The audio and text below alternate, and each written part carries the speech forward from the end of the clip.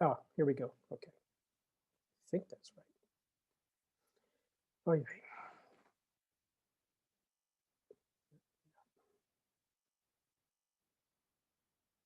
Okay, so uh, this is just a graphic by what was called the Spartacus League after the Spartans, or uh, and of course the Greek warriors, and of course Spartacus is specifically refers to the leader of a group of slaves in Rome in Roman times who created an army and uh, actually marched on Rome and conquered quite a few Roman cities before he and his collaborators were killed and crucified. And if you've ever seen the movie, which, it's actually kind of a wonderful old film that was made partly by Stanley Kubrick, although he didn't take credit for it, and written by people who were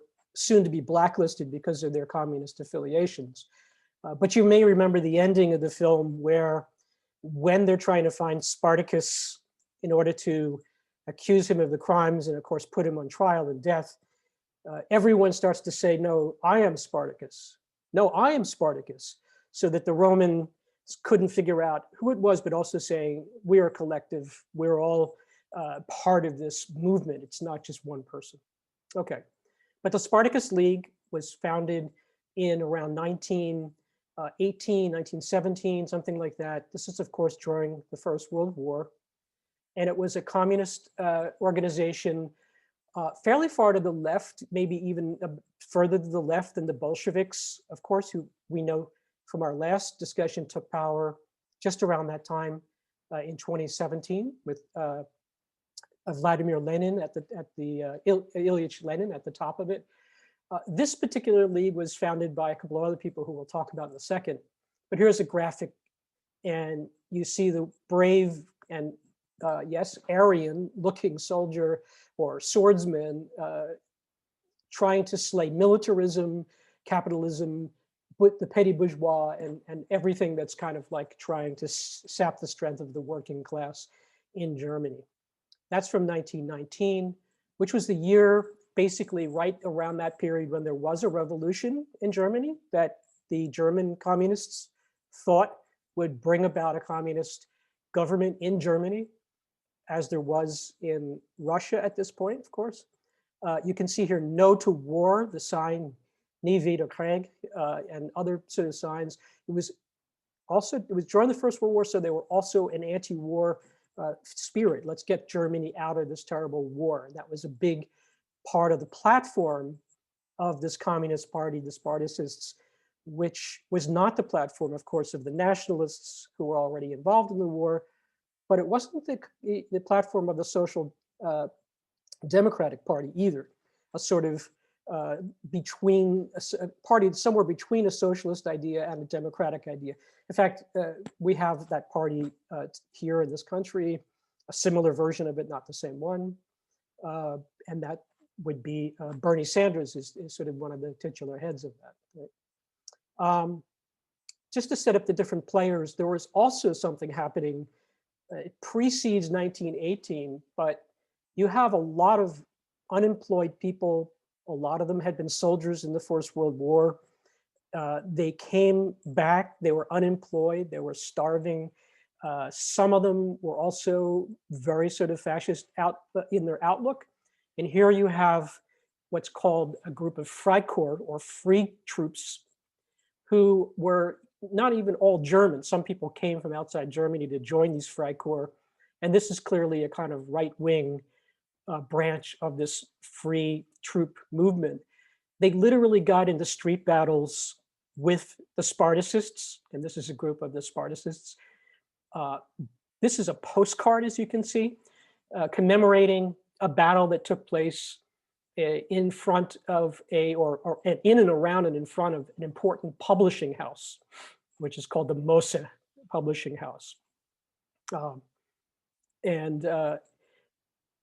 Similarly to what we saw all the way back in our first class when we talked about the communards in Paris, right? Taking these kind of shots. Look at the barricade, and if you take a good look, you can see what's on top of the barricade.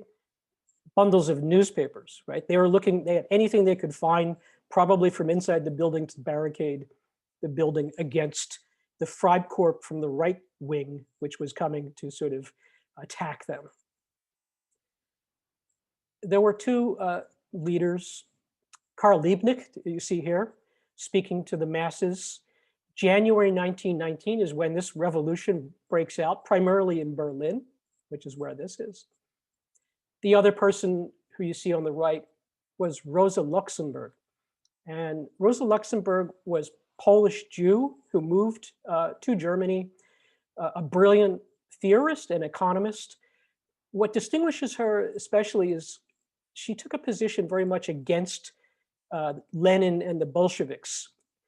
Also a communist, but she took a different position, which was to say that the Communist Party or the Bolshevik Party in Russia was what was called a vanguard party, and it led the revolution. And after the revolution, whatever it said was pretty much what was going to be the law. It became what was called a dictatorship of the working class or dictatorship of the proletariat. Probably the worst statement that Karl Marx ever wrote. Of course, that was many years earlier, because it was interpreted to be an authoritarian kind of structure. Luxemburg, Rosa Luxemburg, or sometimes known as Red Rosa, and Liebknecht, believed in a decentralized type of organization where there was mass democratic participation in decision making and not a leading edge communist party. The Social Democrats, who I mentioned before, working with the nationalists and working with the Freikorps, another shot here of Spartacists probably, or working class people defending the revolution in 1919. But Liebknecht and Luxemburg were actually grabbed in the middle of the night, assassinated, and their bodies were dumped in the canals around Berlin. This is an image of a little monument to Rosa Luxemburg that you can find in Berlin. I'm actually forgetting along which street this would be. If anybody's been there, remembers, let me know. There's a couple of other interesting monuments to her as well. And I wish I could get into it more. I wrote a whole piece about one of them that my former professor, Hans Hacke, created, but enough to know that this was a kind of brutal situation where these two people really became kind of martyrs for the labor left-wing communist cause. What's striking, of course, is that it was the Social Democrats who would have been the natural allies of the communists against the nationalists and the rising fascists, who actually plotted against Liebknecht and Luxemburg in their deaths. This, of course, all then pivots on this individual. This is probably actually earlier than the number here, 1930. This is probably from the beer hall putsch that he, which is a kind of little coup that he tried to carry out. He was actually arrested, put in jail for a while. He writes Mein Kampf, which is My Struggle, the book. I read this many years ago and was struck by the fact that much of the book talks about how Germany needs to sort of take back all this land that they considered sort of theirs, and almost, a huge portion of it was in Russia, right? But don't forget, at this point, Russia is now under a new regime, a communist regime. The Tsar's gone, and it's involved in a civil war of its own, and terrible famine is breaking out. Hitler is appealing to people, many of them not so much working class, but lower middle class people, what you might call the petty bourgeoisie. That's pretty much the class I'm from, really, kind of not really working class, but not certainly capitalists, maybe little business owners and that sort of thing. He's appealing to several things. One is the fact that the situation after the First World War was horrifying for the Germans. And the Allies made a terrible mistake, many people feel, imposing incredible sanctions on Germany for having started the war. This led to absolutely rampant inflation, terrible depression conditions, and so on and so forth. So he had that advantage.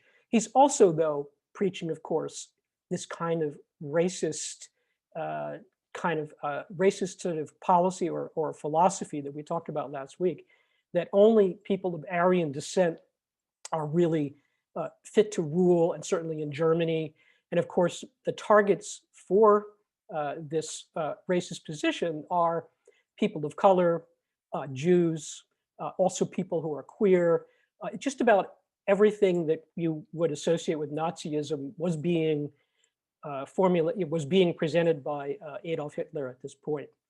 So you see down below that the Deutsche Mark goes completely through the roof, 50 million Deutschmarks probably just to buy some ordinary product, maybe bread.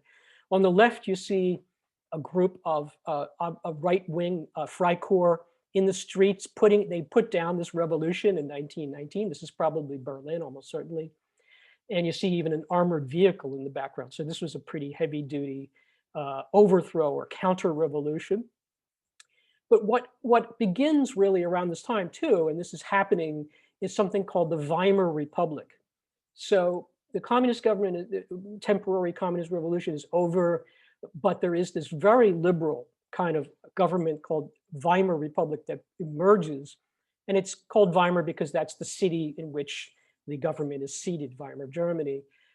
This is where you have this kind of 1920s kind of amazing explosion of people's activity, athleticism, arts, cultural forms of all sorts, to the point of silliness, kind of wonderful silliness, like this picture here with the unicycles.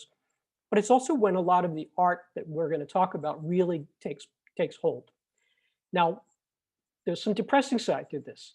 Coming out of the First World War, artists like this, and I think this is, I'm sorry, I'm not positive, Otto Dick, who was in the war, as quite a few artists were, and they saw the most horrifying situations, military situations. It was absolutely terrifying and brutal war, unlike anything anybody had perceived before. Even the Civil War in the United States, which was really awful, kind of pales before this situation, which included using poison gas, among other things. Later banned, and as we know, it's not always banned, but it's supposed to be banned. But this was just what's called trench warfare. If you want to see an amazing film, All Quiet on the Western Front is one I would highly recommend about this. Also Stanley Kubrick. So some of the artists were just showing how horrible war was, and this feeds back into this desire to end the war. The Weimar Republic did end the war. And in this period of time, those of you who studied art know that the Bauhaus school and movement gets its start. It's too much to get into all the details about the Bauhaus, except to say that similar to what was going on in the Soviet Union, they were experimenting with all kinds of new forms, technologies, ideas about how to make art, how to make design, how to design everyday things in a new way, dance, performance, everything similarly, as I said, to the Soviet Union, what was called there the Victumus, which was another school. But we best know probably Weimar from the kind of expressionist paintings, people like Max Beckmann. And here you see the import of American jazz music to Europe, which was very, very popular across Europe, in Paris, certainly in Germany, in Berlin, etc. And then you have, of course, George Grosz, who is one of the important artists who really takes a satirical look at German society. And again, a member of the Communist Party that was run by Rosa Luxemburg. He and his friend, John Hertzfeld, who we will be talking about in a minute. Just to kind of wrap up the historical part, and I apologize, some of you probably know this history better than I do, but this, of course, is the Reichstag, which was the head of parliament. And in 1933, Adolf Hitler is actually elected chancellor. Amazingly, nobody could believe this could happen. He's elected, and soon after he's elected, the parliament building is burned to the ground. And of course, the first thing they do is blame it on the communists. And that gives them the opportunity for Hitler to take absolutely authoritarian power. And this is when we really get the beginning of what we think of as Nazi Germany. Let me just try to play this clip if it works. I hope the sound works. Tell me right away. I don't even have a button on this. Wait a minute, maybe it's loading. Okay. This is just a little bit from the Nuremberg trials after the war, when the Nazis, several Nazis who were still alive, were put on trial by the West. And maybe it's not going to play. Come on.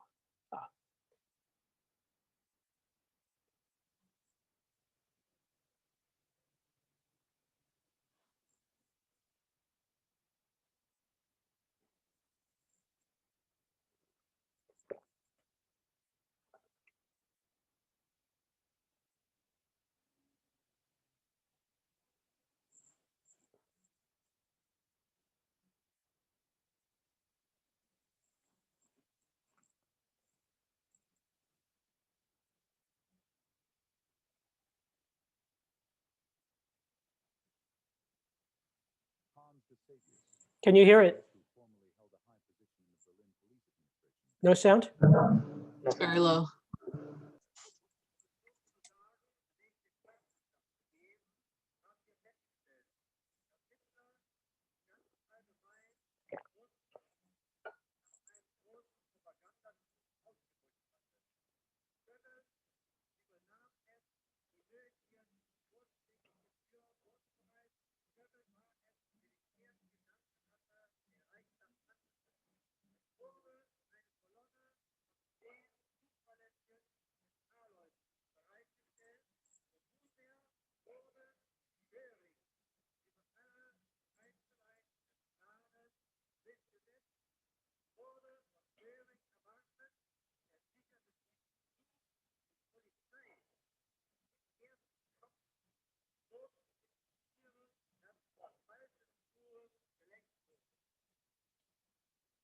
Using the Reichstag fire as a pretext for seizing power, the Nazi conspirators lost no time in tearing Germany away from a policy of peace. Okay, so this, of course, is when the Nazis start to rearm Germany after, of course, the defeat at the First World War, and begin to sort of implement these oppressive laws against Jews, homosexuals, and so on and so forth. They also do something where they gather up artists who are of a modernist or avant-garde tendency, and they put them on display in this degenerate art show, as they called it, which has actually been recreated a couple of times, if I'm not mistaken, since then. But many of the artists that we consider extremely important and who occupy central positions in museums around the world were put on display because they were considered not properly German, not Aryan. They were Jewish, they were radicals, they were communists, whatever they were, and they were called degenerates. And people came to see what was going. Here you see Hitler as well as Goering. And in the previous clip we saw Goebbels, who was the propaganda minister, and these people were, of course, all making up the leadership of the Nazi Party in Germany. Just real quick question, did the sound play on that or not? I couldn't tell. No? It was very low. It was very low. Okay, I'll work on that. I saw there were subtitles, so I decided it's fine to let it go, but I'll try to fix that.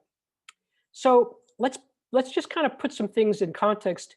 Now we're going backwards in time to kind of make a reference point, 1913, right? And this is before the First World War, before the Russian Revolution, before everything we're talking about, when Pablo Picasso, Juan Gris, and a couple of other artists begin to incorporate found materials into their paintings. And this is really sort of the beginning of this idea of collage. In this case, it's newspaper. It's the Figaro newspaper pasted right into the painting. It was considered scandalous and crazy and whatever, but it absolutely starts a whole process in which artists began to incorporate external materials into their paintings. I would say that collage and its like sister project Photomontage, which we talked about more extensively last week, and we will again in a minute, in both its cinematic and its photographic forms. These forms, and I would add to that something called assemblage, which you could think of as kind of three-dimensional collage. These are really the fundamental forms of the modernist movement as we understand it. But it goes way beyond that. It really has influenced, I would say, most of the art, at least formally speaking, ever since this period of time. This is much later period in Picasso's work, Mademoiselle d'Avignon, very famous painting that's at the Museum of Modern Art here in New York. But you can see that the technique, even though it's in this case all painted, there is nothing incorporated into the canvas, is still referencing this idea of cut and paste and collage. It's also referencing African masks, and that's another whole story which we can sort of touch on and get into some more, because images from Africa, which is of course a colony of Germany, colony of Belgium, it's a colony of France, right? The Dutch. This influence of African art and African American music and culture, very important, as we saw with the jazz musicians, had a huge impact on modernism. And it's really only being understood by scholars today. It's kind of been overlooked too much. It's coming to the front. So we see Picasso, we see someone like Romare Bearden, who lived here in New York and made these kind of amazing collage pieces about life in Harlem in the 50s, 40s, 50s. Someone even like Basquiat. Maybe I'm going out a little bit on a limb, and people can call me on this, but Basquiat, who was kind of a contemporaneous with myself, but in the East Village scene, incorporating a collage-like painting style, not necessarily collage materials, but very similar kind of juxtaposing things, juxtaposing words, images that would normally not have gone together, floating in a sort of space. And maybe even, I'm going to go out on a further limb, someone like Cindy Sherman, who treats her own body and face as a kind of space in which various constructions of what she is are performed before the camera. And I'm sure some of you know her work. If you don't, look up Cindy Sherman. She is, one of her major collectors is Madonna, just whatever. But we're talking about now, back in this period, people who were influenced by Picasso and Gris and other artists doing collage in the 1913 era, now into the 1920s, in the Weimar Republic period, just before the Nazis come to power. Probably, and I can't say this for sure, Hannah Hawk would have been considered a degenerate artist. I don't know if she was in that exhibition. We can check on that. These are some of her pieces, just extraordinary kind of work that she made, combining obviously magazine, cutouts of all sorts, different scales, photographs. I don't think that, and I'm not positive at this, but most of the photography she incorporated into her work was from another source, from a printed source. There may have been some original photographs that she included. I might be mistaken about that. Sort of a remarkable, wild, Dada-inspired collage. So what is Dada? There are any number of people who claim the title to having discovered Dada. Some people say it means hobby horse. Some people say someone just opened the dictionary and came up with this word. It became a kind of gathering point in Germany, in Switzerland in particular. There were branches elsewhere, of course, for an art that really thumbed its nose at tradition completely.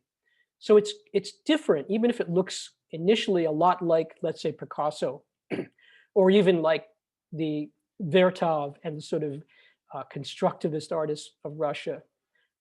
It's really quite different in that it tries to turn everything sort of upside down that we think of as culturally important.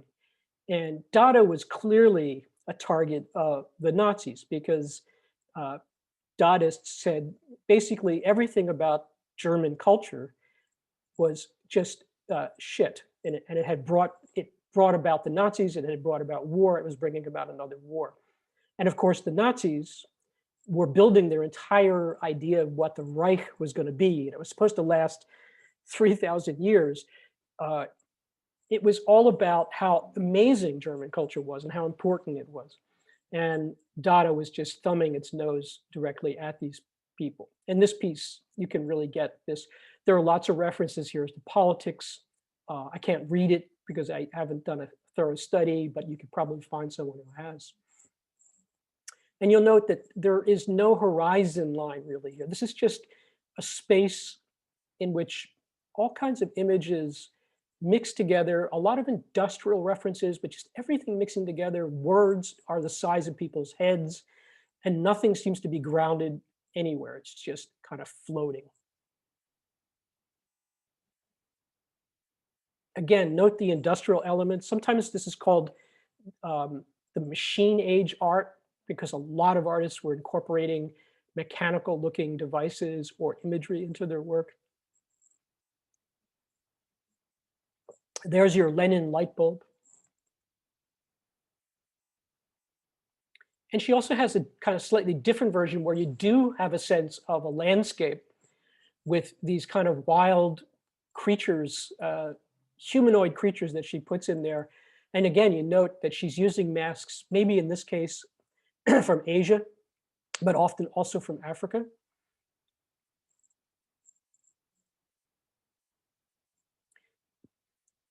Now, this is a piece by, this is actually Hartfield's work. You see the strong similarity to technique, also some differences. He made his living in many cases by making book covers, designing book covers. And this is an image of Ralph Hausmann, who was one of the people who was associated very strongly with the Dada movement, a poet, if I'm not mistaken, not a visual artist. One thing to keep in mind with Hartfield is his very name is itself part of this thumbing the nose at the German ego and the German culture. He and his brother were actually named Herzfeld, which is a proper German name. At a certain point, the Nazis hoped that the English and other Aryan nations, the United States as well, would join their cause against the communists and against degenerates, et cetera, et cetera. When the English and Americans and others said no, they then sort of instituted a policy of condemning the English, and they would, walk around, supposedly they had to say things like, to hell or God, damns the English or whatever. At this point, now this is before the war is actually broken out, this is when the Herzfeld brothers decide to change their name to Hartfield, which is an English sounding name. So it would be like right after 9/11, you decide, you know what, I'm going to change my name to an Arabic sounding name, when everybody was absolutely sort of going completely ballistic over, people of Arab or Northern African descent, right? So they did this. You can see that they were not friends with the Nazis, and they ultimately had to flee the country. They were members also of this left-wing Communist Party that Rosa Luxemburg and Karl Liebknecht were the heads of. And on the left, you see two things to note. One is that this is a magazine cover. It's called AIZ, and it was the Workers' Weekly, a Communist Party newspaper. And he's talking here about mimicry. So first point is that being a magazine, while his work is based on all this kind of very elaborate photographic processes, he's not showing it in an art gallery. He's not showing it in a museum. He's putting it on the cover of a magazine that can be distributed to literally thousands and thousands of people. And so he's distributing his art in a fairly radical way for an artist. Artists are supposed to show their paintings. You're supposed to go and be amazed by them. This is a completely different process.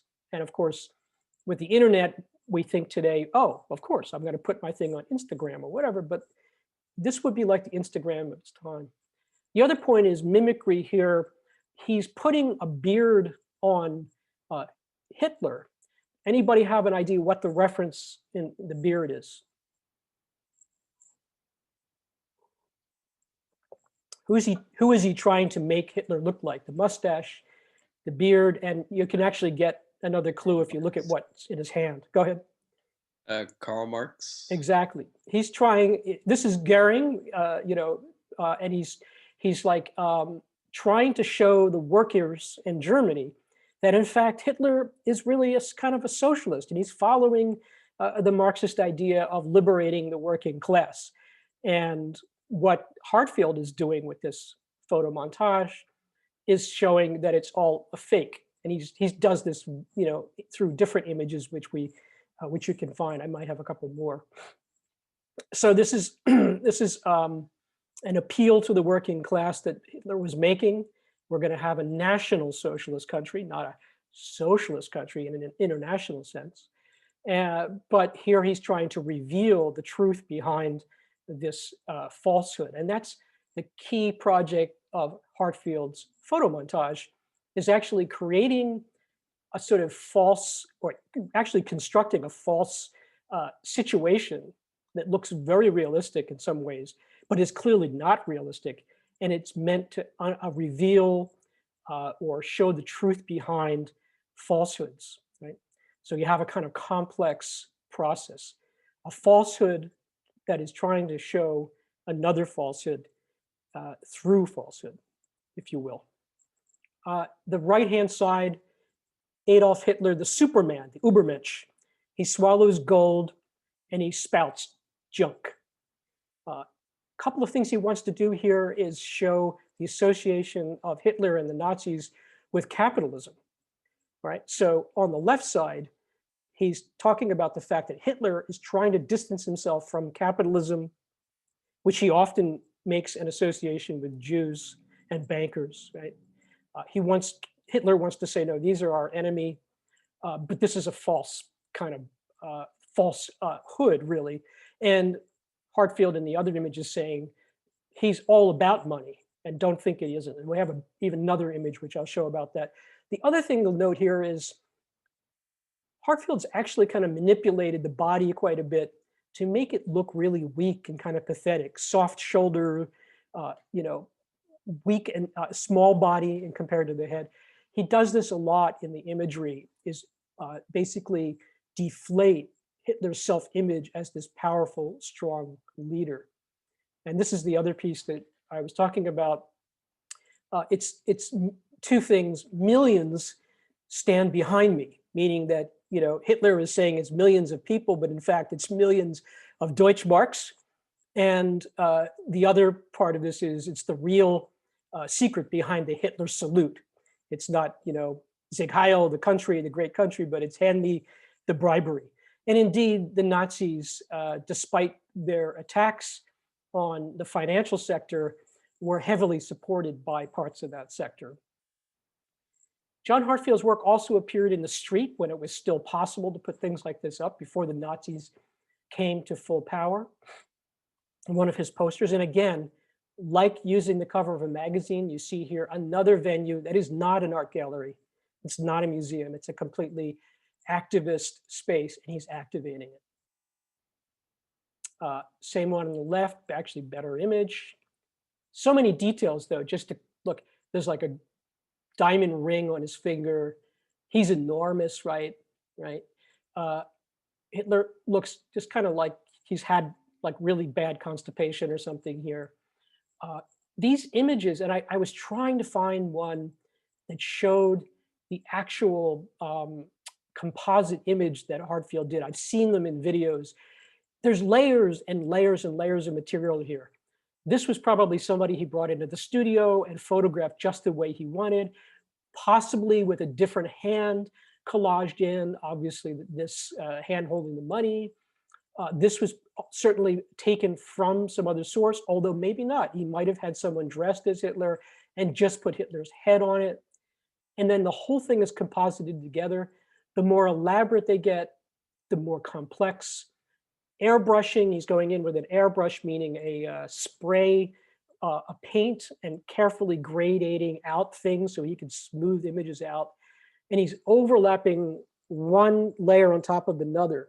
So if you looked at this in person and looked at it on the side, it would be just like many sheets of paper stuck on top of each other. Here, Goering, of course, who in the Nuremberg trial clip we saw is claimed to be the one who carried out, or didn't personally carry out, but is the one who ordered and organized the burning of the Reichstag in the background. Once again, he's a butcher, right? We're seeing him being characterized by Hartfield. Maybe one of my very favorites on the left. It's of course, sorry. How do you turn these things off? It's of course, their Fuhrer with getting ready to prepare a meal, and that's the French cock with the famous cap that goes all the way back to the French Revolution. But the caption reads, "Don't worry, he's a vegetarian," which is true. Hitler was a vegetarian. Vegetarianism was a very popular lifestyle, cultural style in Germany at this time, not just amongst the right wing and the Nazis, but amongst everyone, because it was a lot of focus on health. There was a kind of nature cult as well, and that's kind of complicated. I can't get into it, but that also falls on both sides of the political side.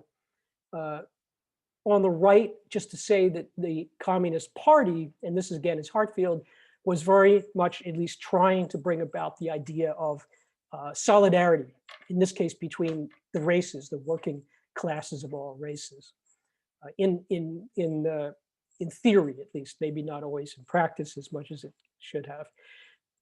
The German church ultimately, after there's a number of people who are arrested or people flee, some of the leaders then follow the Nazi path. And here Hartfield is making sport of what the German church is about, as you can see. Let's not forget, though, that the communist position on religion is a very negative one. Karl Marx said religion is the opiate of the masses, and so they would be against probably most religions anyway. But here they're explicitly making that link. And on the right, it's the statement is, "Oh, Christmas tree, how bent your branches seem to be." So Dadaism and the influence it had on Hartfield, on Hock, on the idea of the photomontage, explosive, wild, but then Hartfield in particular sort of focuses it into really a kind of weapon. It's like weaponized photomontage against the Nazis and for the working classes. Just a couple more on the left. Hurry, the butter is here. At a certain point, the Nazis imposed sanctions on people. There would be much less butter, which was always a very, central staple of the German diet and the Austrian and that region. And here, ridiculously, instead of butter, the nice bourgeois, lower bourgeois family, petty bourgeois, are eating, metal. And look at all the details that Hartfield has done. Of course, the wallpaper, the pillow over here with the chancellor on it, the dog even has something that it can chew on. Absolutely sort of, amazing sort of level of detail. It must have taken him a very long time to create this, given the technology then. No Photoshop. And on the right, once again, we see mocking the Fuhrer's body. Diagnosis. And this is one that I know a number of you liked quite a bit. And it's obviously very complex. And I want us to take just a minute to talk about the politics here. On the left and the right are both Hartfields. On the left, we see reading bourgeois newspapers will make you blind and deaf.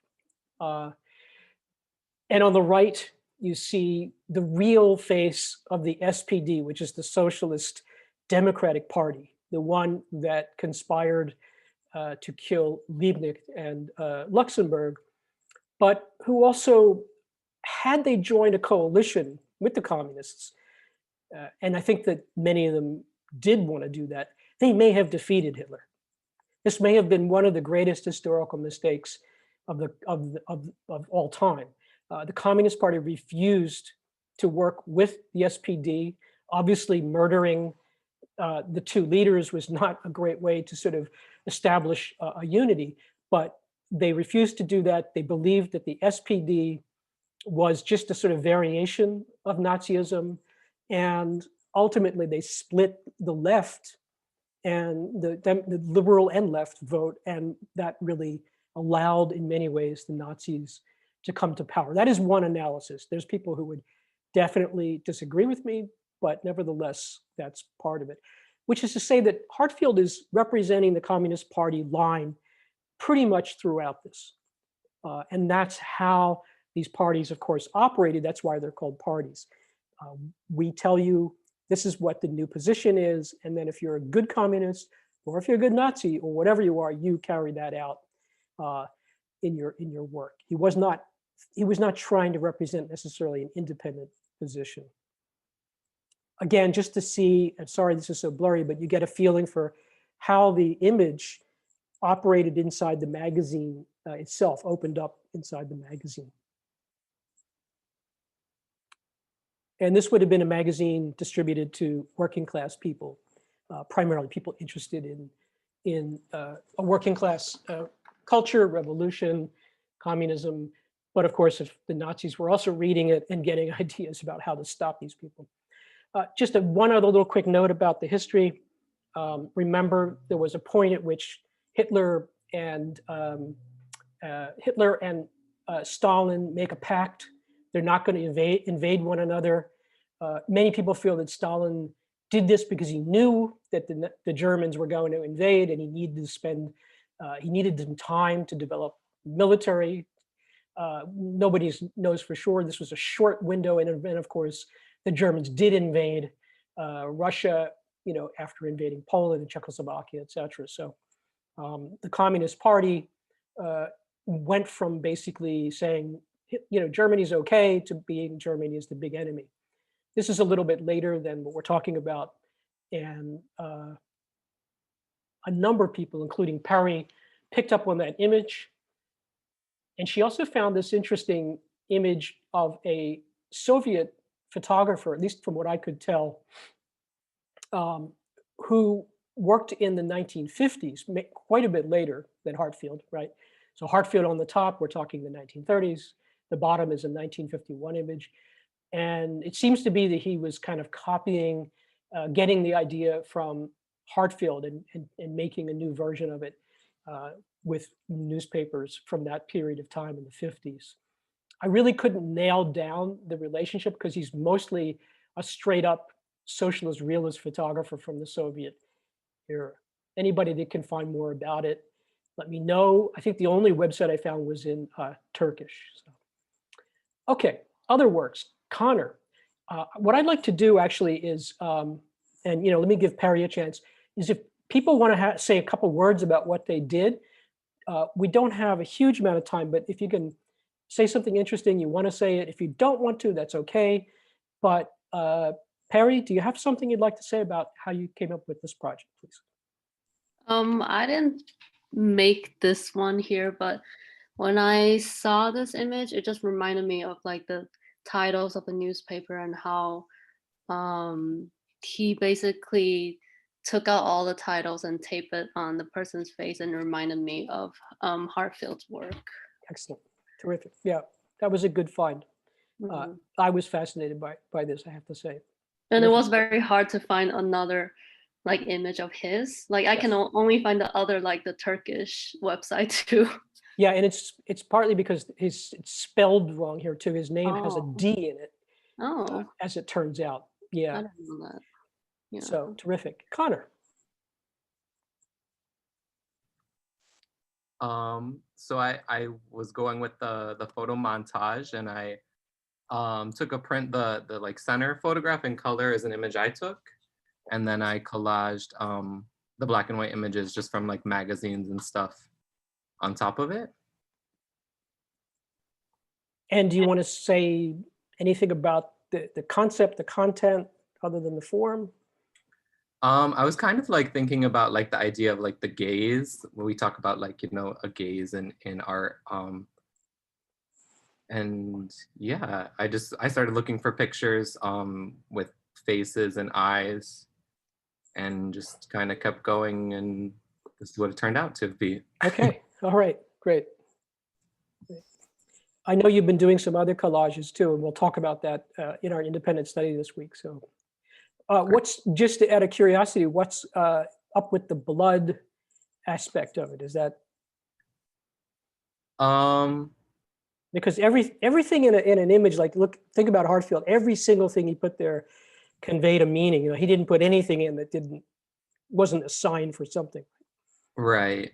I mean, in the context of the collage, I didn't really have a meaning for the blood other than I wanted a contrast between the black and white and the color. But when I took the picture originally, it was a very like messy, like kind of undressing photo shoot. So Okay. had meaning at Yeah. that time. I kept thinking it's kind of vampirish or something, and there's like a sense, is this person being, as you said, the gaze, is it devouring him, or is he getting ready to devour, you know, them, or is that, you know, mutual? I don't know, but interesting. Yeah.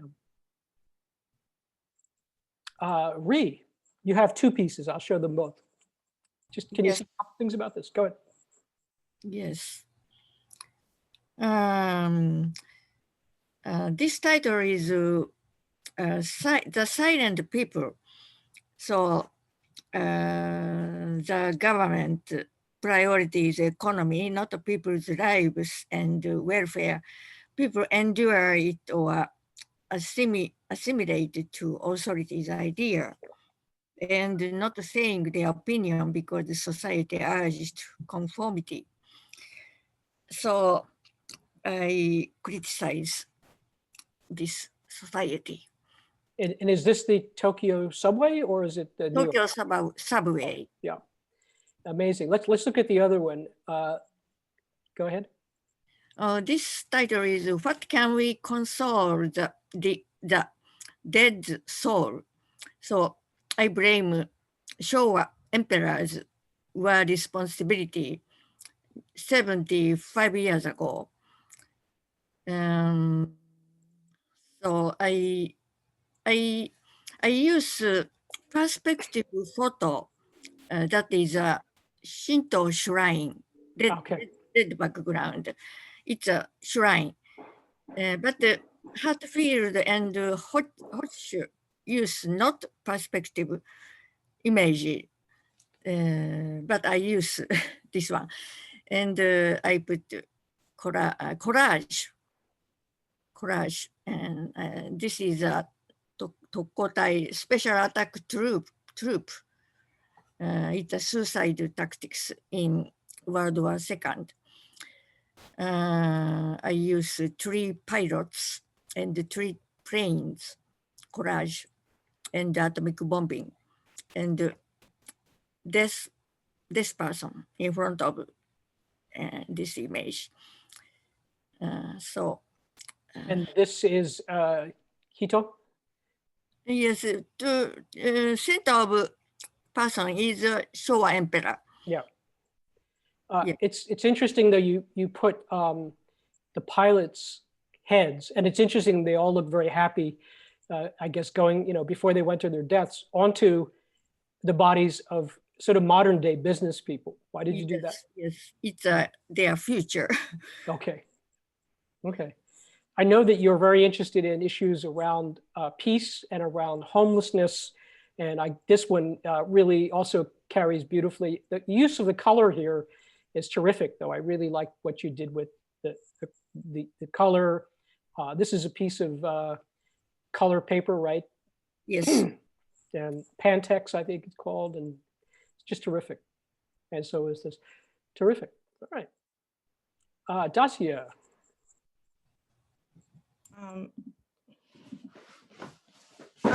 Okay. So I wanted to, I was more inspired by, how do I say her name properly? I have the article. Hannah, Hannah? Okay. Hannah Hotch. Yeah, so it was more inspired by her and how her work was, it was relatively simple and like the one with the cut from the kitchen knife, and just you can take things and put it all together and then it can mean something else. So I thought that was really interesting. So I had my mail that I usually keep until the end of the week and then I shred it. So I went through that and I thought it was really interesting how on one hand there's a lot of things regarding COVID, and that's the reality, but on the other hand there's still fashion magazines and coupons and everything, and they try to acknowledge it but then they don't at the same time because they don't really go together. So I just kind of, that was my thinking here. It was just, so this is just kind of a personification of how I feel lately, where it's like you want to be normal but it's almost like you're just covering up reality and you can't really do that. It looks ridiculous. So Yeah. that's what Good. I was trying to illustrate here. Yeah, I like the way you sort of have the cutout text parts kind of cascading down like a waterfall, and then a sort of caption line down here, which is really nice. Thank So, you. yeah, great, good.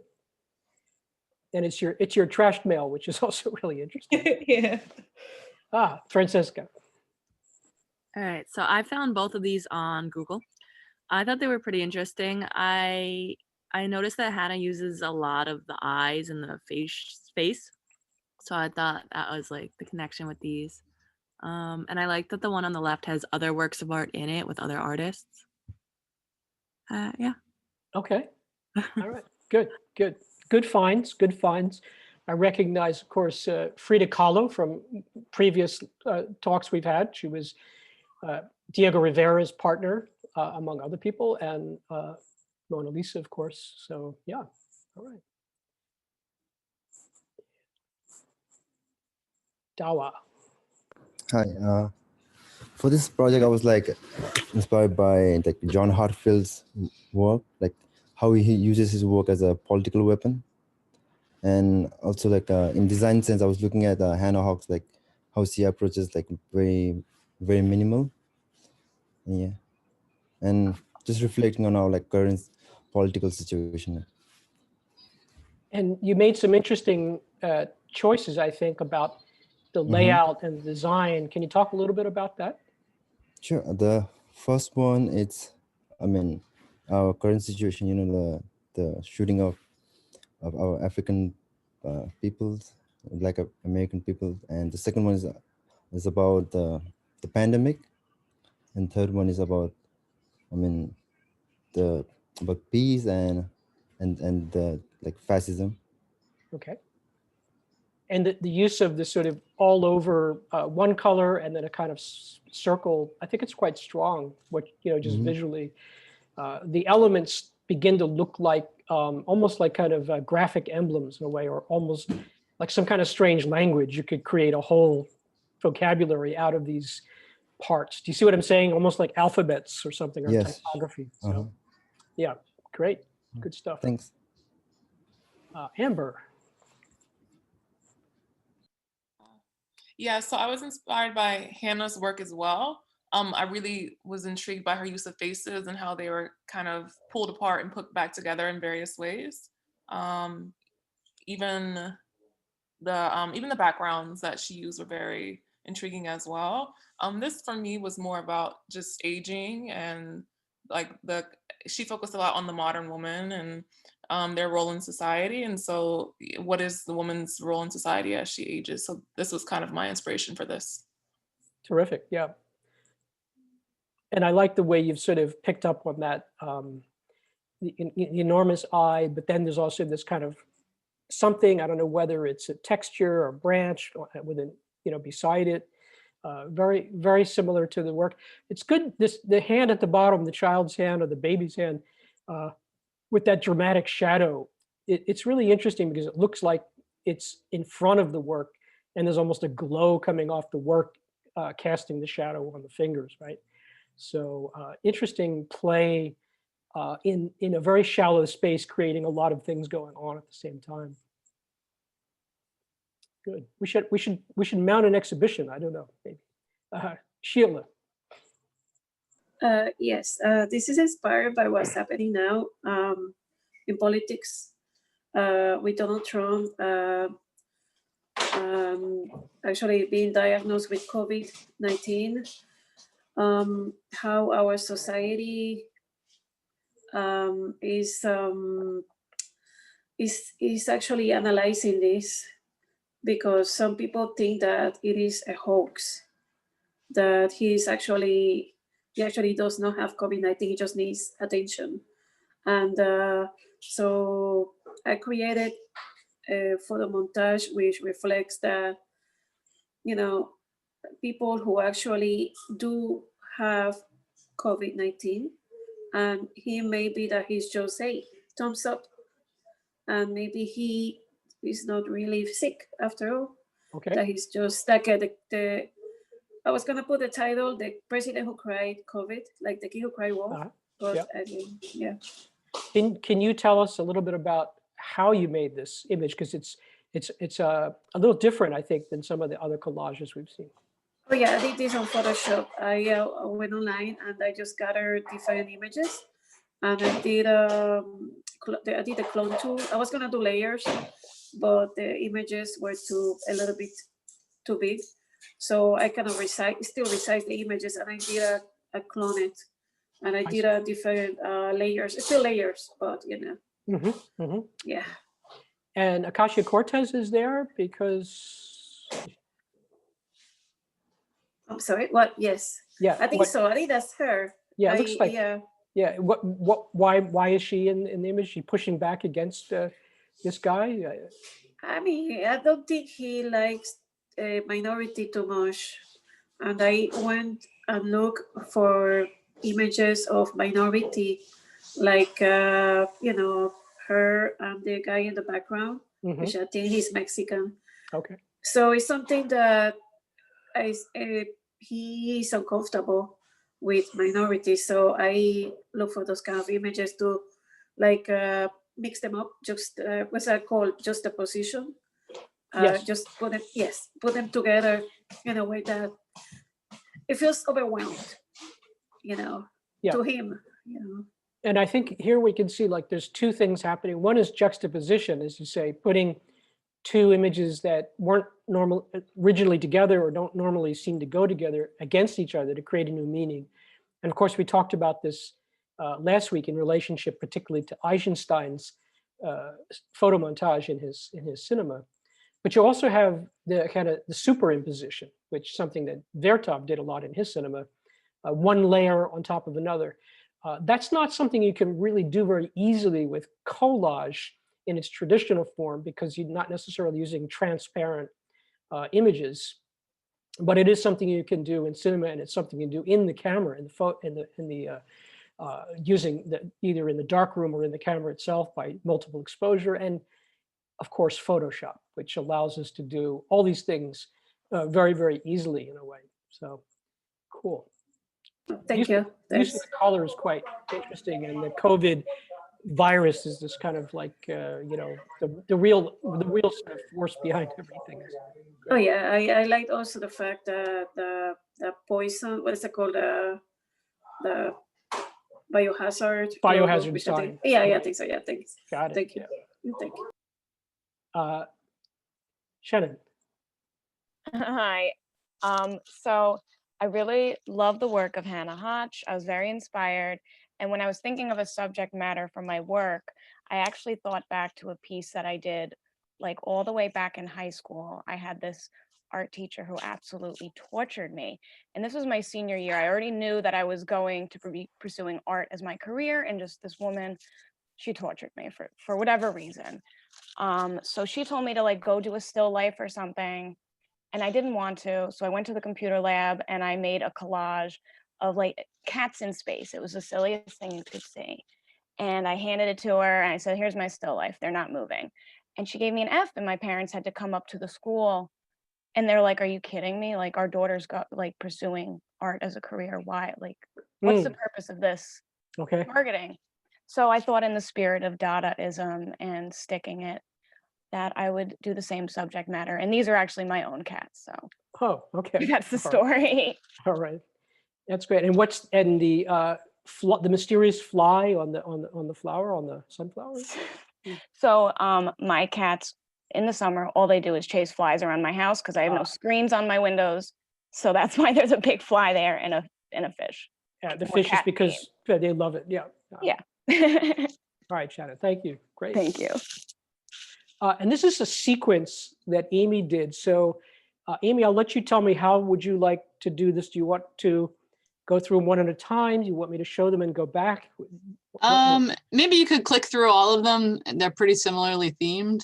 Okay. How about I go like this first, and we'll go back, and you can talk about each one a little bit more, just so Sure. people can see the overall effect. Okay, and then I'm going to go back to this one. So tell us Okay. about. Yeah. Yeah, so all of them, I found these old, I specifically looked for images of like 1940s, 1950s family time around the TV screen, and then juxtaposed current news stories linked to gun violence nowadays. Because I was really struck by the way that Hartfield was using his imagery as kind of a non-violent response to what was going on. However, I think 2020 has shown some really damaging imagery, like psychologically. And I'm wondering like how kids are absorbing it and how families are absorbing it. And a lot of times I feel like the people that are claiming to be protecting family values and the good old days are the ones that are provoking and or showing a lot of this violent imagery to their families. So I kind of turned some of their imagery, onto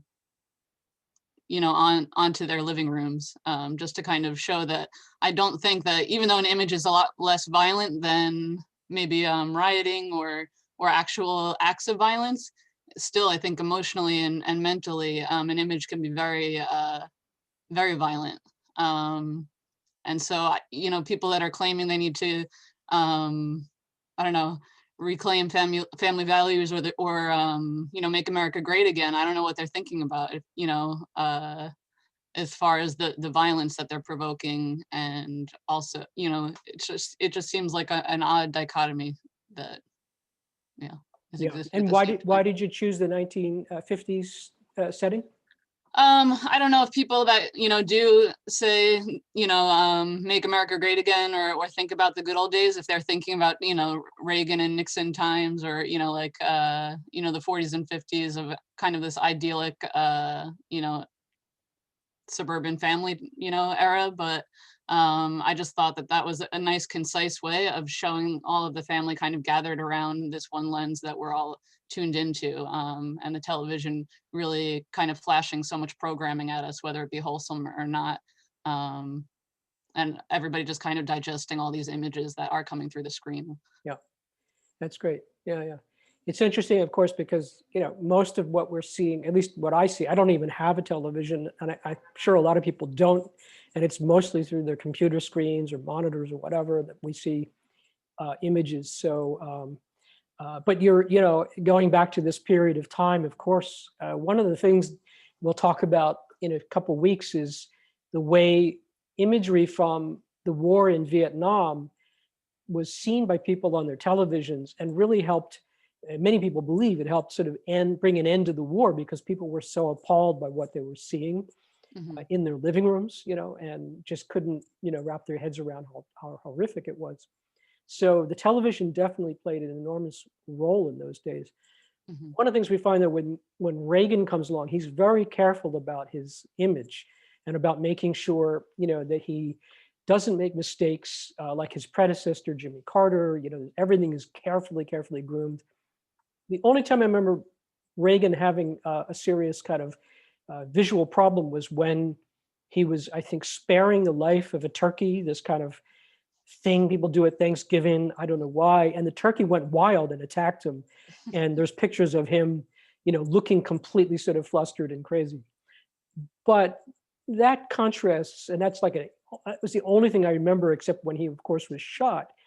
That contrasts a lot with Jimmy Carter, who was once attacked by a rabid rabbit on a pond. He was actually on a canoe, and the rabbit swam out, jumped on the canoe, and attacked him. And this, like, he was already having trouble with his image, and of course, this just like, you know. So yeah, the television is really kind of an interesting. And this is the couple who famously recently stood outside their home and pointed these weapons, one of them an automatic weapon, at Black Lives Matter protesters who were not even, you know, near them, but just walking down the street or marching down the street. Yeah, it just startles me what people think is appropriate, you know, for kids and, you know, the youth of today to be absorbing. Exactly. And here, of course, is a more flat screen. Mhm. So this again, this would be like a nice anachronistic image, because we have the 50s ish couple family, but do we have a screen that could only have been built, you know, like in the 1990s or later or something like that. Mhm. Yeah. Great, nice work. I say this is your territory. So let's hear what you have to say about these. Oh, hello. Hello. Sorry. Okay. So, okay, hi. Hey. I do make mainly collages. Well, when I was okay, so first I read the Hoke article, and and the imagery was very similar to the ones that I found online. I didn't make these. I do have ones in my room, I think, that look very similar. It might be around.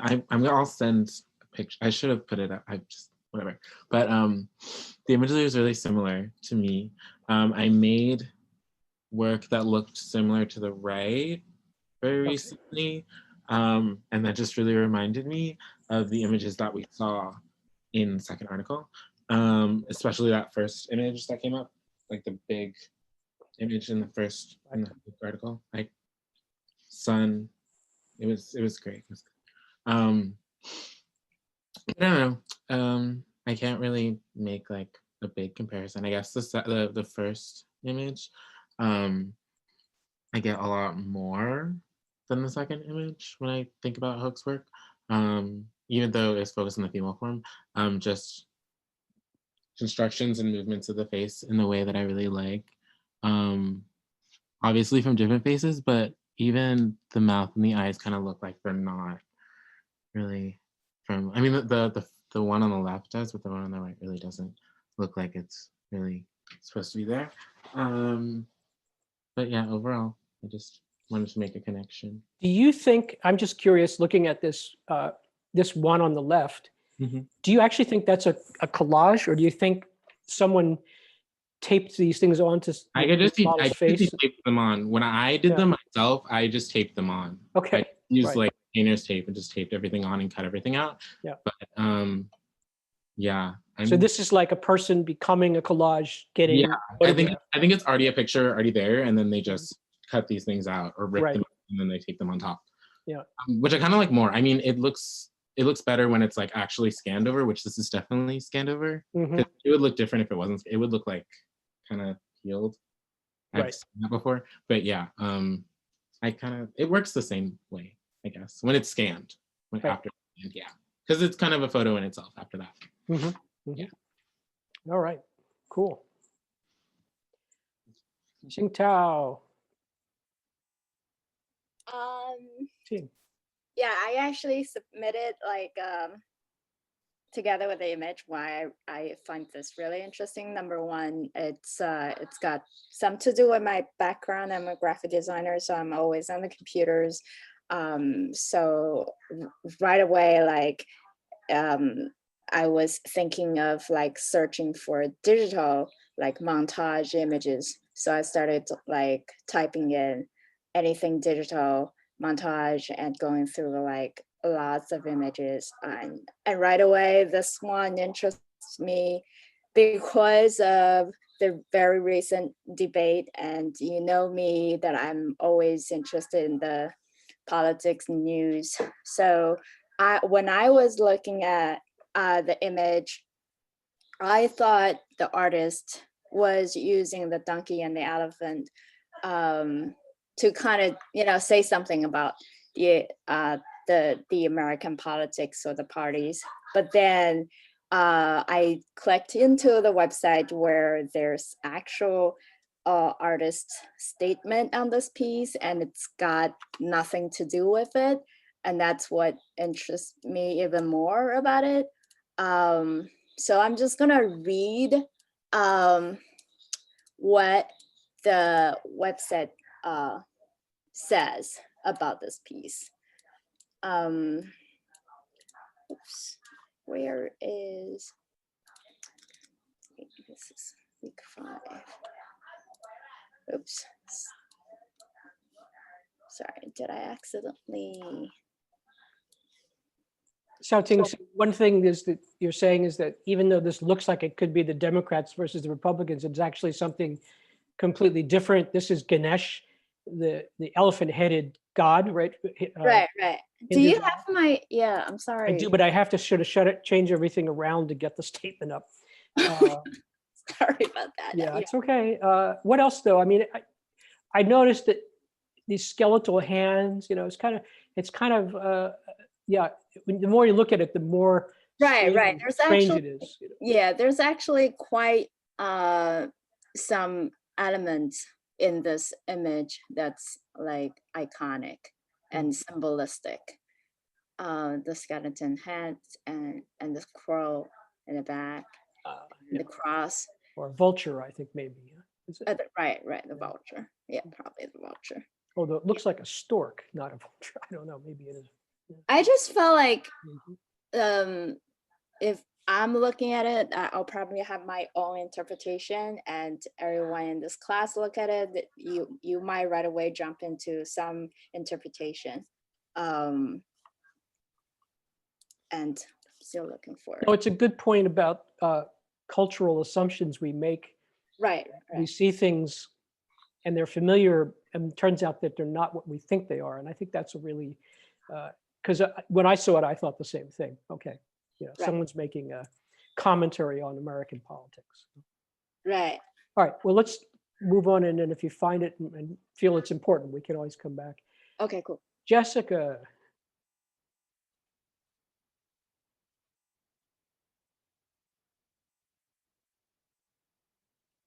You have to unmute yourself. Let me see. Let's see.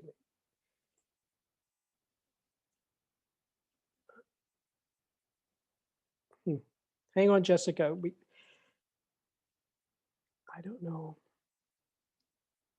Can you unmute yourself? Check your settings.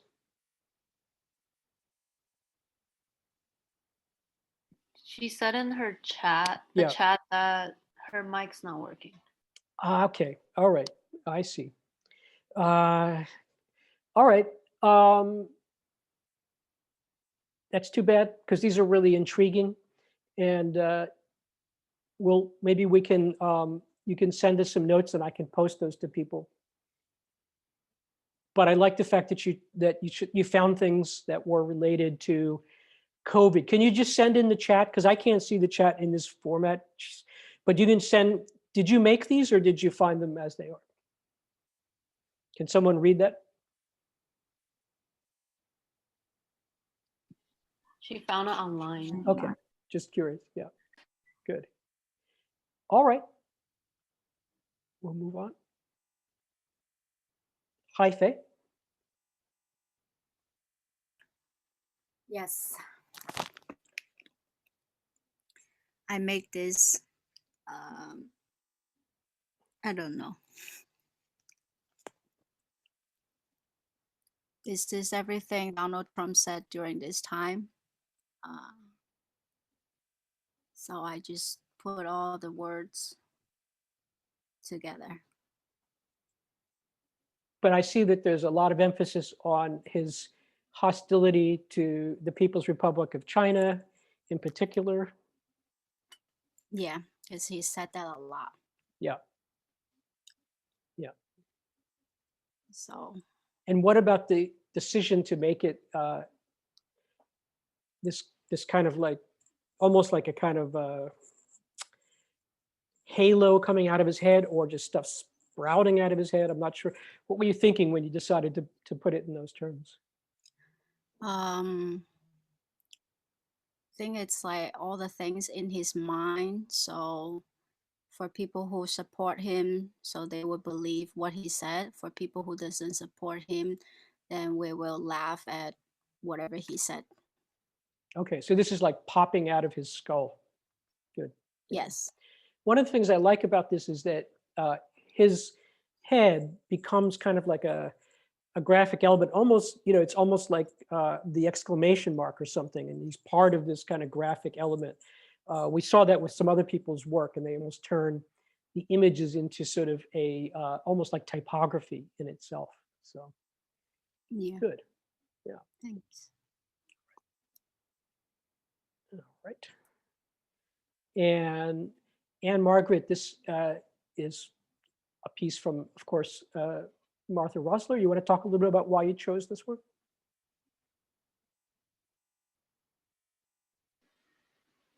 Yeah, this is one of the 3 images I chose. Actually, I connected it with the other 2 images, but like this is just about patriarchy and war that's like kind of taken over. Okay, I'm sorry, I only put the one image in the PowerPoint. Yeah. And this is by the Martha Rosler, whose work, whose text we read Yeah. a few weeks ago, and there's another piece someone else presented by Martha. Martha, I asked her once, and it's interesting, she insists she didn't see the work of John Hartfield before she created this series. This is actually a newer series, but there's an older series from the 1970s that this is very similar to. And I don't know if that's absolutely accurate or not, but it was kind of curious to me that she came across the same kind of technique, right? But as you say, this is like a kind of juxtaposition of maybe, I don't know what you'd say, maybe the corporate business world and militarism. We know that this is somewhere in the Middle East because we see that there's an Arabic sign over here on the left. Okay. And again, another piece, this is from the earlier series Martha did back in the 60s, 70s, when she was actually in school, getting her MFA. Michelle. Yes, I chose this image because the soldiers in the domestic space which is from Decor magazines, and this was from the Vietnam War, the soldiers. So I thought the like seamless illusionism reminded me of how Hartfield made his images look like they existed as they were, but really he manipulated them. And the whole anti-war theme that she has going on. And also what I found fascinating was she considered this collage to be agitprop. If that's how you say it? Yes. Agitation and propaganda. And I remember reading that John Hartfield also considered his work to be that way when it was circulated in the AIZ magazine. So that's why I chose. That's great. Yeah, that's a really, agitprop, I believe, was coined probably in the Soviet Union amongst the artists there, but it might have been the German artists also. And it was a sort of a way to stimulate people, get them to think, but also to give them information at the same time, something that they would have to sort of wrestle with, right? Kind of very similar in some ways to the very idea of the avant-garde in art. And as you say here, we have this lovely interior space. And this is like, thinking of Amy's piece too, this is like the lovely world of the post-war period where everything's super efficient and neat and clean. And then you have, these soldiers looking for bombs or something, or maybe, IUDs or something in the kitchen, right? So yeah, great stuff. Good choice. Daniela, this was intriguing.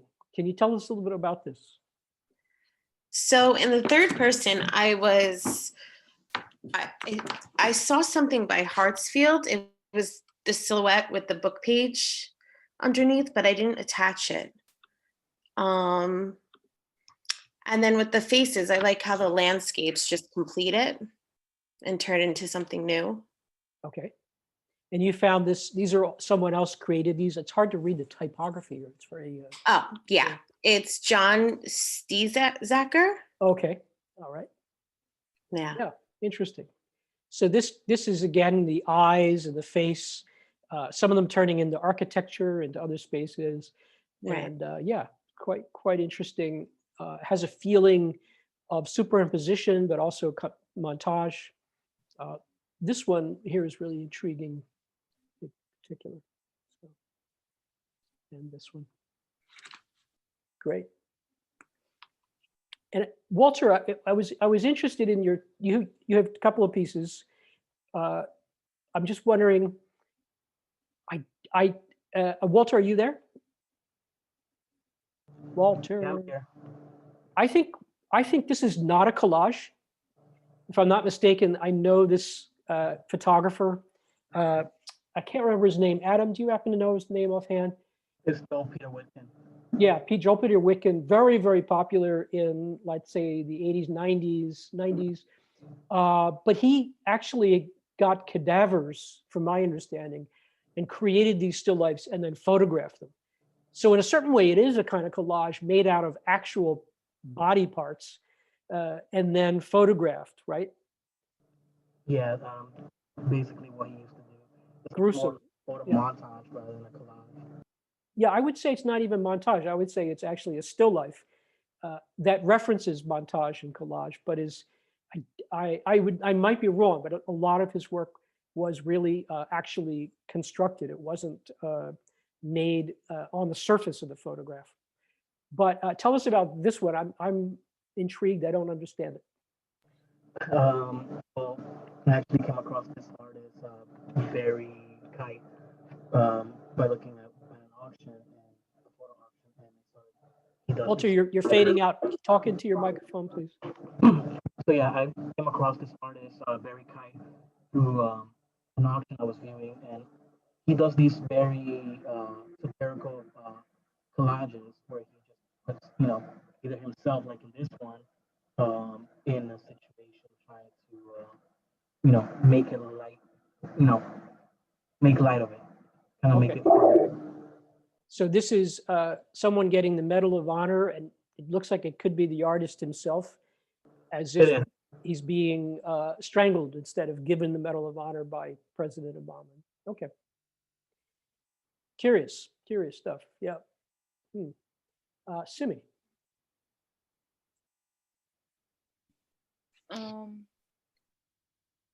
The second one is I created this after the debate, and this artwork it talks about how Donald Trump only focused on bragging himself in front of the world, but ignoring what is actually happening. And the upper one is the chief executive in Hong Kong, and the things all over her is what is happening in Hong Kong. Okay. And as we know, she has been a sort of a staunch supporter of the People's Republic and the changes they're trying to make to the Hong Kong democracy, to the rules, governmental rules, etc., civil rules as well, and very much reviled by people who want to keep their independence. And in the bottom one, did you do this in Photoshop or did you draw this or a combination? I draw this out. Okay, cool. Good. All right. Matthew, are you there? Yeah. Can you hear me? Yes. Okay. When I was reading the article about John Hartfield, and I got to the part with the party in crisis or crisis party with the Nazi official with the tiger face. Mm-hmm. I kind of just immediately got inspired to make this.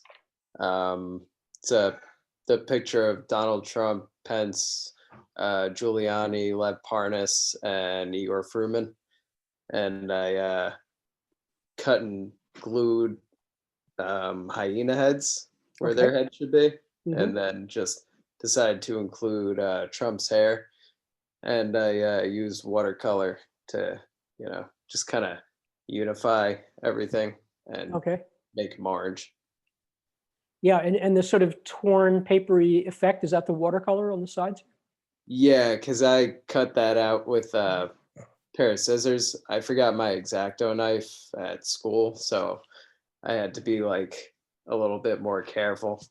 Okay. Great, nicely done. It's interesting because Hannah Hawk is described as having, used a kitchen knife to create her collages, which I'm sure she didn't, but the idea as a woman, this was the toolbox she happened to have. Did you see the John Hartfield with the hyena too? That's a very powerful image. I didn't show that one on a battlefield. I did see that later on Yeah. as I was like searching for images. Yeah. Good. Yeah. One of the tricks with doing, of course, collage is finding the source material that fits with what you're doing. So this must have been a little difficult getting hyenas' faces that are just in the right position. But I really like the way this one juxtaposes with the others. Thank you. All right. And Joseph. Hi, Professor. Hi, Joseph. How are you? Good.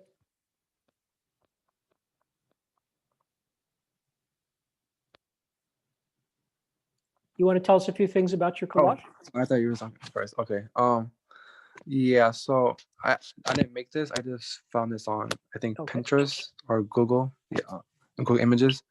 Well, it obviously correlates to what's happening on in the protests and that have been happening since May. As you can see, MLK in the picture and the image that says "end racism" corresponds to the injustice that continues to happen in our country. So I feel like that relates to a lot today. Okay, a good choice. And I think we have also Bob Kennedy, who was killed. And I'm not mistaken, this is the motel where Martin Luther King Jr. was assassinated, I think. Oh, were they both assassinated at the same place? No, different times, different places, but Oh. yeah. And I know that JFK was seen as everyone's favorite president, and MLK was seen as everyone's favorite civil rights leader and Right. I think this is speaker. JFK's brother, though, Robert, if I'm not mistaken, not the president. He was the attorney general. So. And he was running for president after his brother was killed. So. Oh, because was he the vice? No. He was running for president when he was assassinated. This was after his brother John had been killed. Yeah, he was. I think at the time he was a senator when he was running. I'm not positive. Also, I wanted to mention about MLK. Everyone likes to bring up MLK when it comes to these protests because they thought oh, what would MLK wanted? He wouldn't want the injustice to continue to happen because I feel like people love to bring up MLK just to excuse what's going on, as if they know what MLK was about, and people don't know that MLK was widely hated from mostly the whole country. He was arrested nearly 30 times, and he didn't promote violence, but he talked about why it was necessary and why it was used. Good point. Yeah. And I think this might be a reference to the march, the Poor People's March that he helped. He was part of at the end, just before he was assassinated, I believe.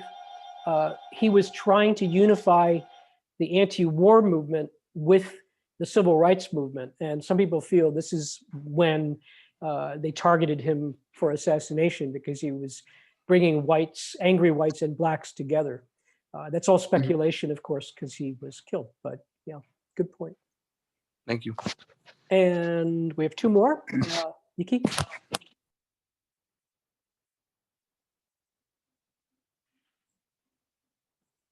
Nikki, are you with us today?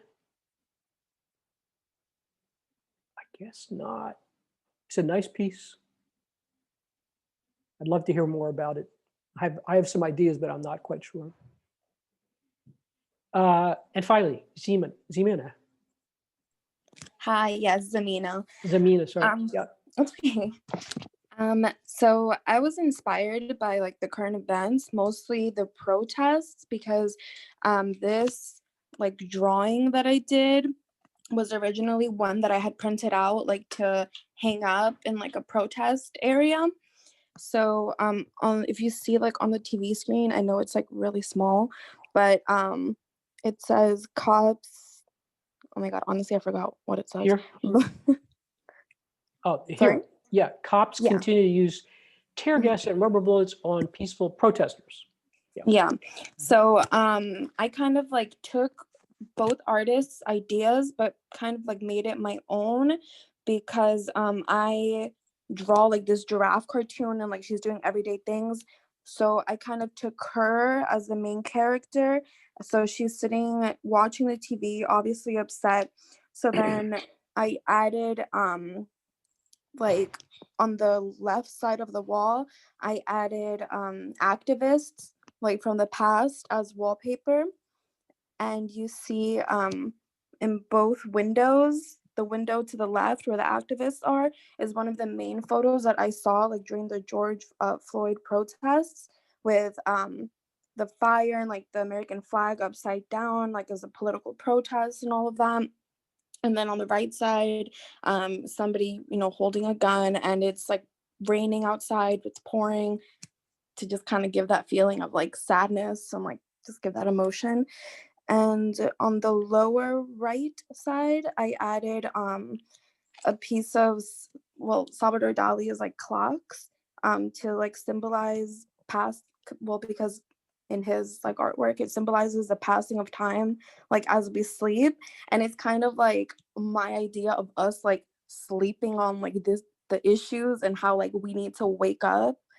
And on the bed, I did like Father Time, to like, the personification of time, for the time past, time wasted. And then on the floor, I have images that I found from the Black Lives Matter protests. And then I have Hamlet in the soliloquy, the to be or not to be, to like question if, I feel like, because a lot of us were questioning, like, is it like worth it? A lot of us felt like, giving up, like just seeing all these videos, like everything that it just made you feel is just like, how can this, actually like be a thing? And it's just us like not losing hope, but yeah, I don't know how to explain it, but something like No, that. I think it's great. You've got quite a lot of stuff. Ruth Bader Ginsburg. Is that all kinds of characters? Gandhi. Yeah, it's really interesting. And you did this in Photoshop? I did it on Procreate. Okay. Yeah. Good. Well, it's really fun. It's a room that I can't tell whether I would like to be there because it's so wild and colorful, or whether I would really hate being there because it's kind of disturbing. It's sort of an interesting combination of the two. Yeah. Terrific. Yeah. Thank you. All right. So nice work, everybody. Really fun. If I didn't show your collage, I'm sorry. That's all I could find when I was putting this together earlier. I hope it was a fun exercise, slightly different exercise than what we're usually doing, just reading and discussing. Who knows? Maybe we'll throw another one in before the end of the semester. Let me just ask Adam, are you still are you prepared to do a little presentation on modernism? You want to do that? Yeah, I'll do it before we before we go by modernism, and I'll make it quick because time is going. It's has Good, has excellent. gone by. All right, I turn it over to you. Perfect. Make it so, as someone you said. Yeah. All right. Great. Can you guys see something which says modernism? Yeah. Yes. Okay. Let me just hold on a second. Okay. Modernism. The modern condition. So it could be understood like with philosophical roots by examining the the Enlightenment, the Age of Reason, and then Romanticism that followed. Historically, you can view it as like the Industrial Revolution and the effects of colonialism, urbanization, genocide of the late and wars of the 19th, 20th century. But it's essential for photography because photography or its genesis is at the beginning of modernism, and then it develops and grows as modernism is explored and expressed intellectually, economically, and through the arts, which is what we're focusing on. I found a great quote from Ezra Pound. He said, "Modernism is make it new," and that seemed pretty systemic for the movement's approach across multiple mediums, including art. And here's a picture of Mr. Pound. This was taken by actually an American photographer, Colburn, and I want to take a few images from Colburn, starting from the turn of the century and then going to 1917, mostly because he was the age of the undergrads here when he was doing a lot of this work. He was kind of a boy wonder and understood as one of the great photographers at the age of 22. He was also part of the photo succession, which a lot of thinkers understand as the beginnings of photographic modernism. It includes was founded by Stieglitz and includes Edward Steichen and White and other of very important photographers and thinkers of photography. Here's Corbin at 23. And this is the work he was doing. And I'm sort of making a simplistic sort of division of modernism photography. The first step being kind of expressing the photo succession, which is trying to make photography valid within the world of the fine arts, to move it away from like the sort of the Kodak popular pastime and the commercialism. And sort of the second part of modernism photography, and this can be broken down in many different ways, is beginning to view photography as an independent medium in and of itself with particular characteristics and strengths that should be pursued and developed.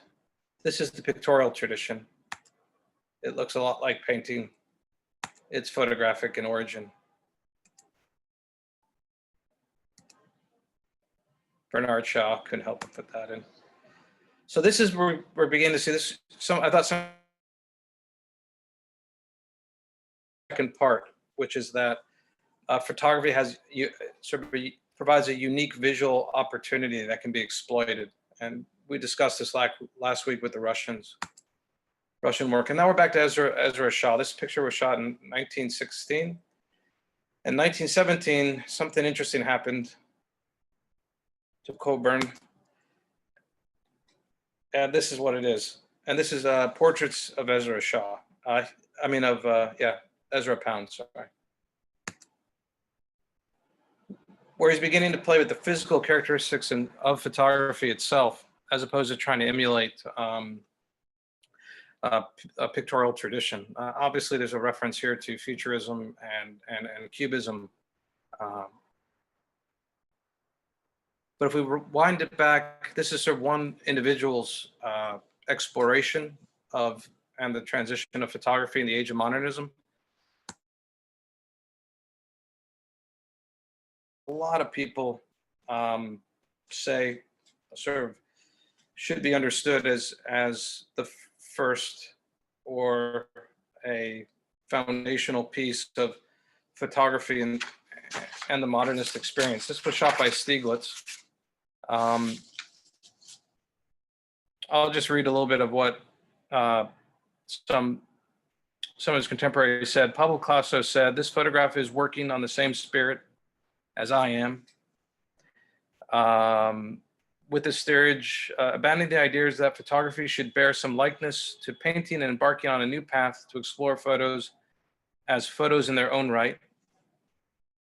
Another comment was, "The steerage deals alternatively with geometric forms constructed in spatial planes within the photographic plane and issues of social class and gender difference." That's John Haynavy. So now we're starting to get into issues that relate directly to our course of study. Gentleman Richard Pinnock said that the steerage demonstrates an essential documentary, the essential documentary nature of photography could also convey transcendent truths and fully embody all the principles by which any graphic image is deemed artistic.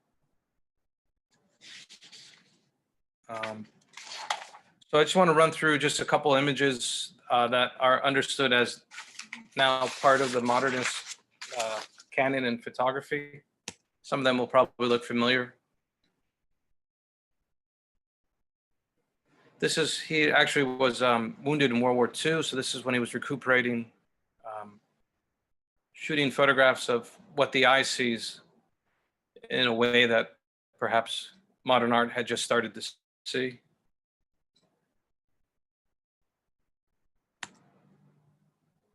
Paul Strand, I think like a truly remarkable image, Wall Street, 1915. And this is Paul Strand also.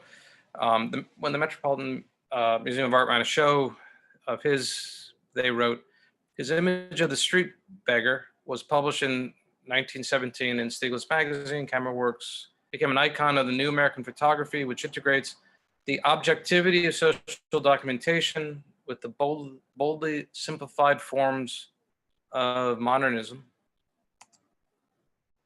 And this should look real, I think this should look very familiar. Runchenko, and we all know this quote, do you understand now that the most interesting viewpoints of modern photography are from above, down, and from below and up?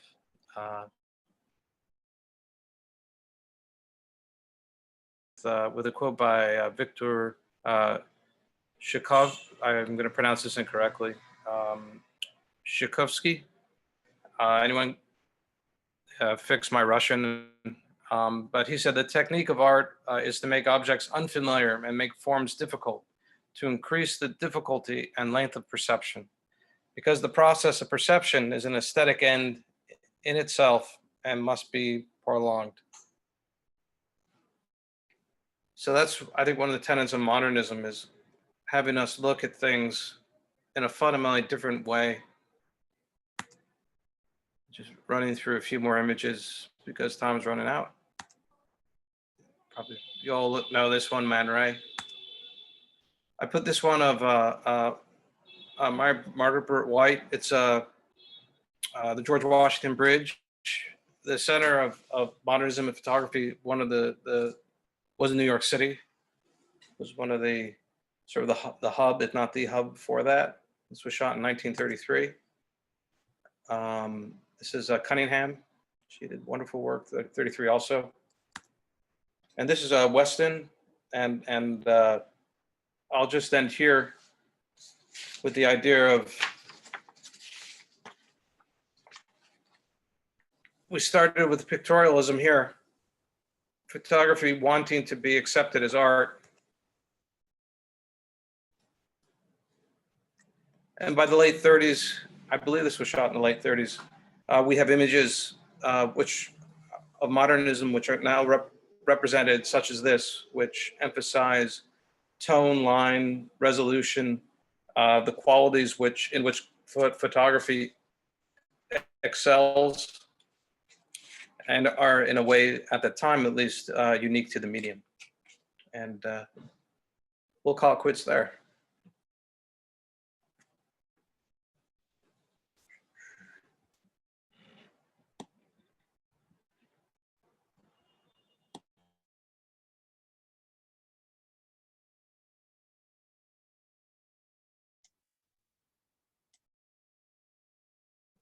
Professor, you're on mute.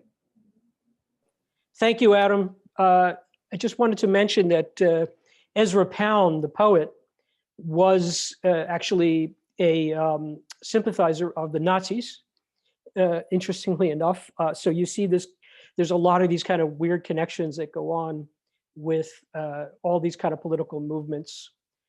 And can you see my screen now? And I wanted to quickly go back. And whose image is this? I just found 3 more images. Can you see this? Hands coming out of a head? No? No, we only see your desktop background. I'm sharing the wrong screen. That's why. Try one more time. Got 3 images I just discovered. Here we go. Here we go. This is better. Dot, can you see? This is Kelly Condren. Kelly, are you there? Can you see this? Yes? No? Kelly? Okay.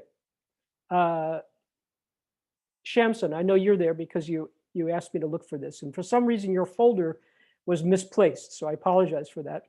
You want to say just a couple of quick things about this before we wrap up? Sure. Hi. Yeah, so I did this one inspired by Hannah Hush about making a political statement and with multiple famous faces.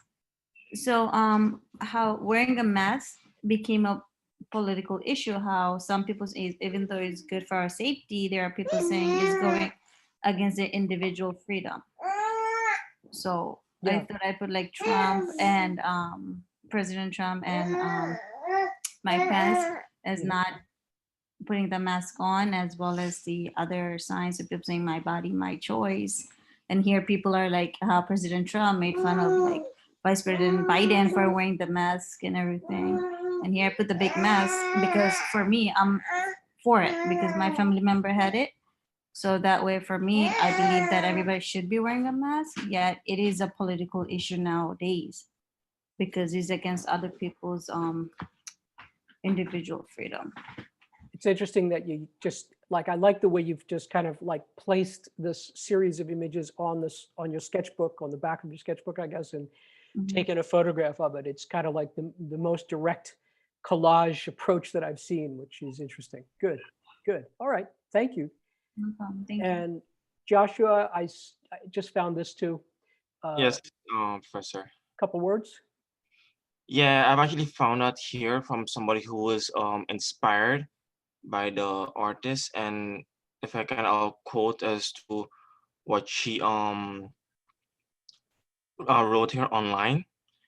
So she had said that I felt that the distorted elements in her work really fit well with my proposal, and what I am aiming to highlight, produce, and achieve by the end of this project.